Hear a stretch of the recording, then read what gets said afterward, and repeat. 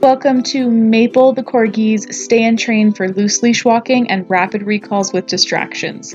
The first thing I did with Maple was get her comfortable with me. I fitted her for a wide, comfortable collar. I have a 2-foot leash to keep her nice and close to me. I have treats and a clicker, and I'm simply rewarding her to let her know that I have value and I have treats. Second thing I'm going to do with Maple is allow her to check out the space. She's never been in our training space. She's been in daycare, and currently her owners are in Zoom classes due to COVID lockdown rules. So I'm going to let her explore the space. I'm going to try really hard to keep up with her on this 2-foot leash. However, if she does pull me, I'm simply going to stop, wait for her to release pressure, click and reward when she releases that pressure. And then off we go again. I'm going to follow her wherever she wants to go. I'm just not going to let her pull me. So if she does get to the end of that leash and start pulling, I stop walking, wait for her to release the pressure from the pull, and click and reward. It is tough to keep up with her on the 2-foot leash. If this were me out on the street in the neighborhood, I would have her on a 6 to 8 foot leash so she can go out and sniff. But for the purposes of training, I have her on a 2-foot. Once she's able to start working with me, she's kind of looking up at me, she's able to focus on me with the distractions, then I start hand targeting and rewarding.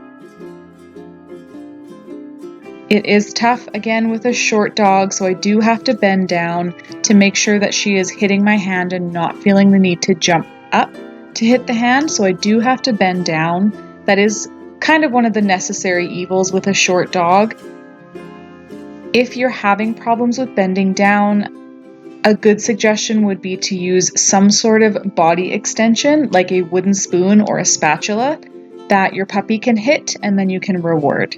You can also put some peanut butter or liver pate on the spoon or the spatula, and when the puppy looks up at you, you would click and then give them a lick off the spatula. So here we're working on curbside behavior. Every time I stop walking, I expect Maple to sit nicely at my side automatically, so I don't cue her, I don't say sit.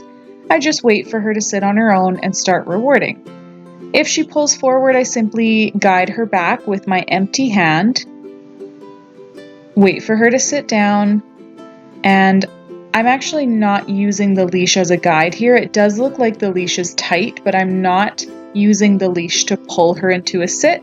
I'm just stopping her from wrapping herself around my legs. And once she sits back down, I reward, and I'm going to start that curbside behavior. So with a puppy that's in a highly distracting environment, I'm just going to work on shuffling my feet before I move into stepping forward.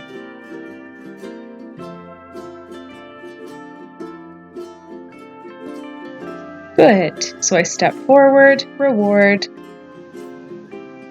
and I simply gave her a go sniff cue, and you'll see me having to keep up with her. So right here, she's on a sniff cue, and sniffing, remember, is reinforcing in itself, so you don't have to necessarily reward for this. Her being able to go where she wants and sniff and explore, that's the reinforcer.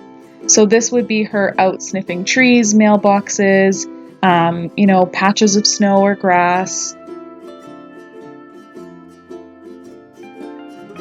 Here she wanted to stop and watch something. I am perfectly fine with letting her do that as long as she's not pulling me. And off we go again.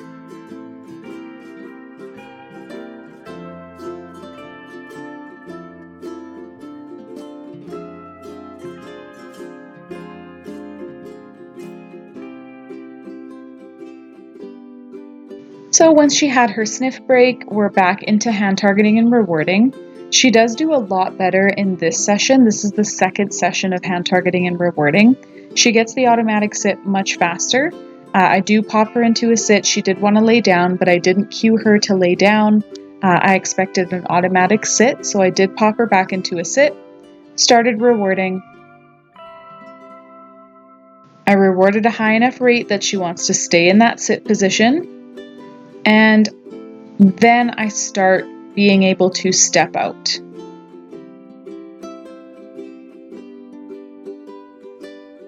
Whoops! Simply put her back, try to step out again, and then give her a treat. Step out, reward, step, reward. And remember, the puppy does not get to come with you until you say, okay, my hand target was out, so she had something to come into me for, and off we go again. Again, definitely short sessions if you have a short dog, because I understand how tough it is to bend down. So I would do 2 to 4 minutes, maximum 5 minutes of hand targeting and rewarding, and then I want to let her go sniff. After a sniff break, we're back to hand targeting and rewarding. She does even better than the last time in this session. You can see she's really focused on me. She's looking up at me. She's sticking nice and close to my side. She's not really looking at distractions. What you can't hear is me talking. I did have to mute the video because of daycare dogs barking in the background. So the entire time I'm walking with Maple, I'm going, yeah, good girl. Oh, what a good job. So smart, so awesome. And also hand targeting and rewarding. She does amazing with her curbside behavior here. I'm able to get up ahead all the way to the end of that leash and then release her.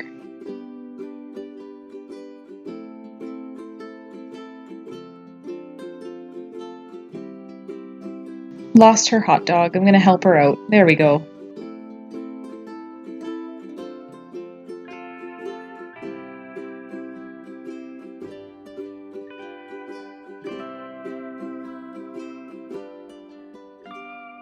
And I'm going to let her go sniff.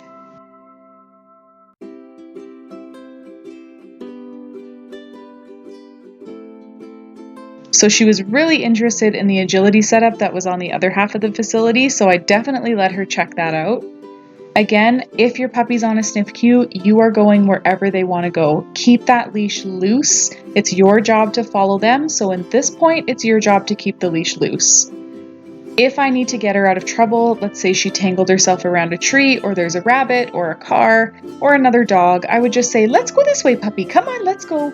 And that would get my puppy to come with me instead of yanking them with the leash or pulling them with the leash. We always want to remember that the leash is insurance, it is not a steering wheel. So I am keeping up with her. Again, 6 to 8 foot leash so you can keep up.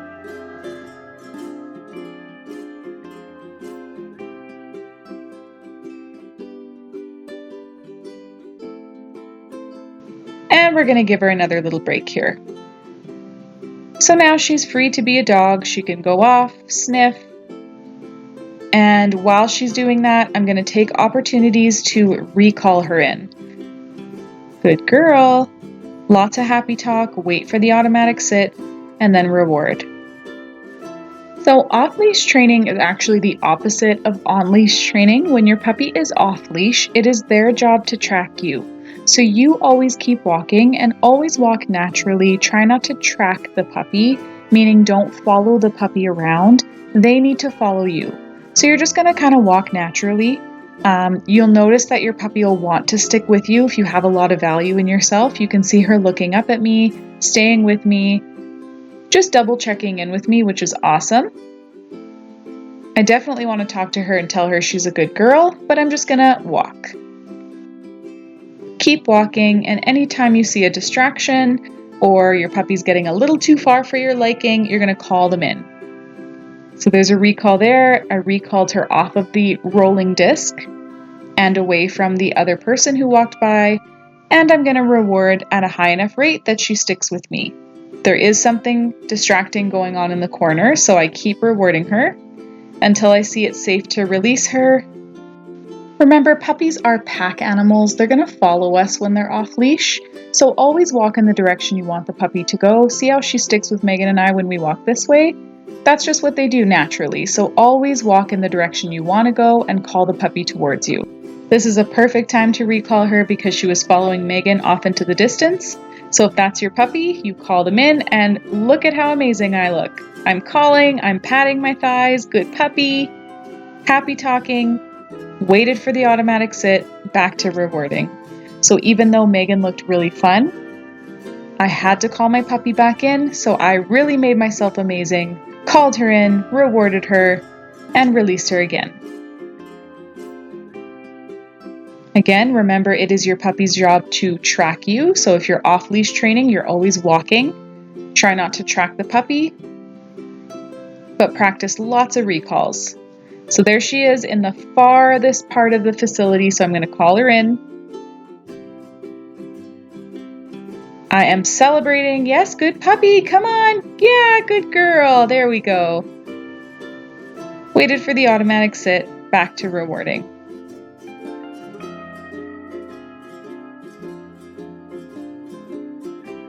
So I have a really good treats. I have chicken hot dogs for this. If this was a real life scenario, as in a real dog park or a situation where there is a lot of distracting things going on, I really need the good treats. My puppy has to choose me over whatever else is there.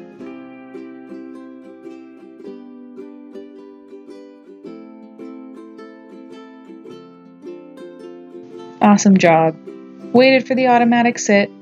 I'm rewarding one treat at a time, out of the flat of my hand. And the entire time I am talking to her, telling her how smart she is, how awesome she is, and rewarding.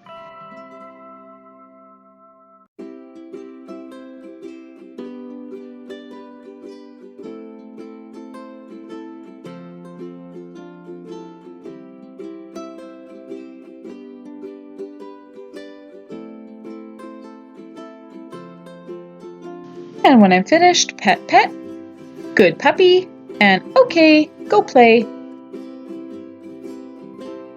And that is it for Maple's first session.